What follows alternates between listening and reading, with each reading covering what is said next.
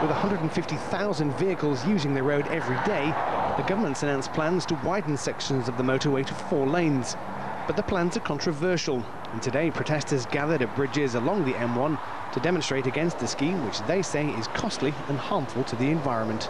Road transport accounts for 21% of UK CO2 emissions, so I think now's the time to be thinking about alternatives to car use rather than simply facilitating more and more and more of it. The road will be widened between junction 21 in Leicestershire and junction 30 near Chesterfield in Derbyshire. The work will be carried out in stages, take 10 years to complete, and will cost around £1.9 billion. By 2030, journey times on this particular stretch of the M1 are predicted to rise by 50 to 60%. And those responsible for keeping traffic moving here say that unless capacity is increased, we'll effectively end up with a 50-mile stretch of car park.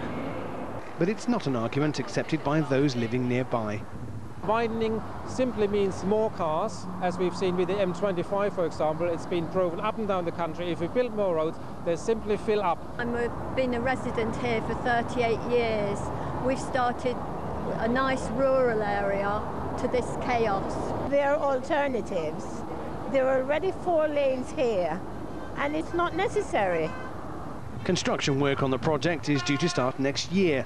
Waste of money or not, it seems the government is determined to tackle the issue before we all grind to a halt. Clearly a divisive issue. Phil, how does the Highways Agency defend its decision to expand the M1?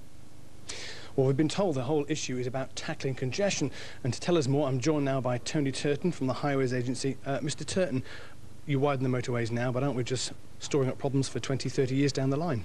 No, very much not. The solution we're putting forward is just part of a package from the multimodal study. The multimodal looked at a range of transport issues: public transport, motorway widening, rail, and this is just one of the measures, and we are now bringing forward the motorway widening. For people watching today, was the effect on the environment ever a consideration in your plans? The environment is an extremely important consideration. Section Contract 1, which we were consulting on earlier this year, we had to publish a full environmental statement for that. The value for money and the environment are the 2 key issues in bringing road schemes forward. Obviously, this whole construction project is going to cause chaos. How are you going to minimise the impact of that?